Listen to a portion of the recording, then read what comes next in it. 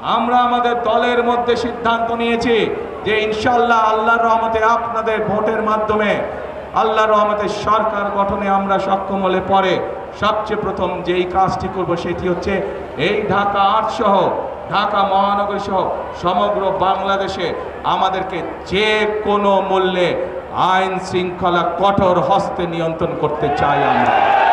আমরা এমন একটি দেশ গড়তে চাই, আমরা এমন একটি দেশ গড়তে চাই যেই দেশে আমার মা বোনেরা নিশ্চিন্তে নিরাপদে দিনের যে কোনো সময় রাস্তাঘাটে চলাচল করতে পারবেন নিরাপদে।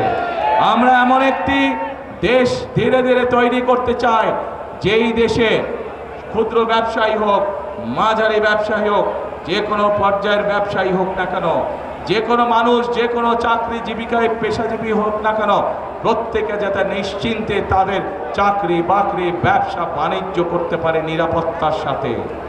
আমরা এমন একটি দেশ গঠন করতে চাই যে দেশে মানুষ তার পরিবার পরিজন নিয়ে নিশ্চিন্তে নিশ্চিন্তে তার ঘরে রাত্রে নিদ্রা যেতে পারে। প্রিয় ভাই বোনেরা, একই সাথে আমরা আরেকটি কাজ করতে চাই।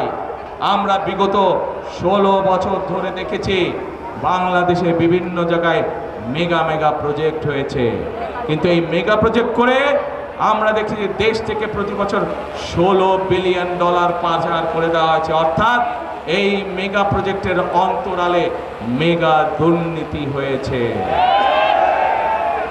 এই মেগা দুর্নীতি হয়েছে, কিছু হাতে গোনা কয়েকটি মানুষের ভাগ্যের পরিবর্তন হয়েছে, কিন্তু সাধারণ মানুষের ভাগ্যের কোনো পরিবর্তন হয় না।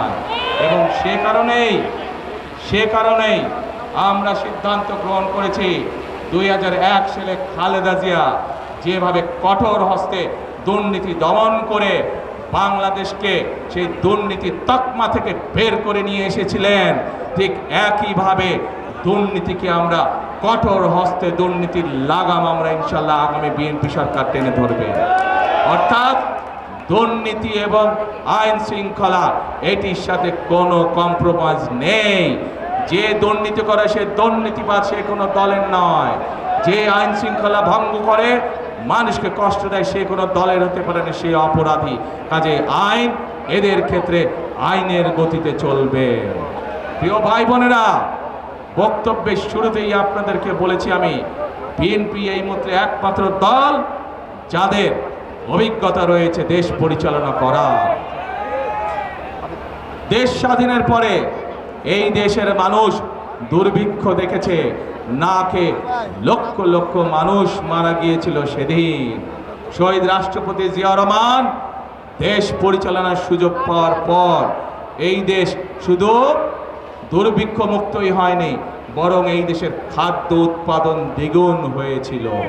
শুধু খাদ্য উৎপাদন দ্বিগুণই হয় নাই, এই দেশ থেকে শহীদ রাষ্ট্রপতি জিয়াউর রহমান বিদেশে খাদ্য পর্যন্ত রফতানি করেছিলেন। প্রিয় ভাই বোনেরা, দেশীয় নেত্রী বেগম খালেদা জিয়া দায়িত্ব পাওয়ার পরে এই দেশে সংসদীয় গণতন্ত্র চালু করেছিলেন। শুধু তাই নয়, এই দেশ যেখানে বেকার সমস্যা ছিল, যেখানে শিল্পের সংকট ছিল, মানুষের কর্মসংস্থান ছিল না 90-এর স্বৈরাচারের পতনের পর, সেই খালেদা জিয়া সেই সময় এই দেশে কলকারখানা প্রতিষ্ঠিত করার মাধ্যমে সেই খালেদা জিয়া এই দেশকে এমার্জিং টাইগারে পরিণত করেছিলেন।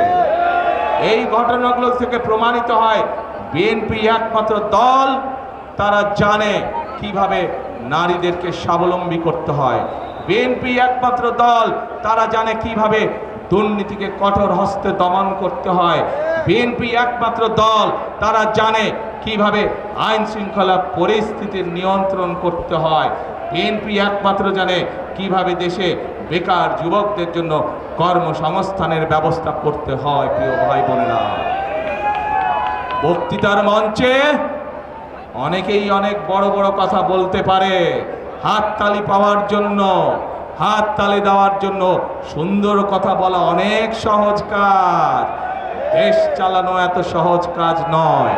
দেশ চালাতে হলে দেশের মানুষের জন্য পরিকল্পনা দরকার।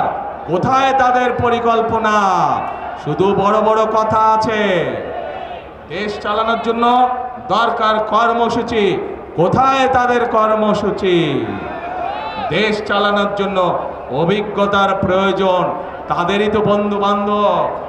গত 1-1.5 বছর যাবৎ দেখেছি আমরা সরকারের অংশ ছিল, তাহলে আজকে এই দুর্গতি কেন মানুষের?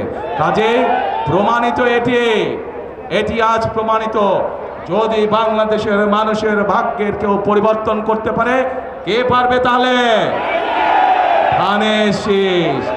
যদি এই দেশের ভাগ্যের পরিবর্তন করতে পারে, কে পারবে? তাহলে যদি এই দেশে দুর্নীতির লাগাম টেনে ধরতে হয়, কে পারবে?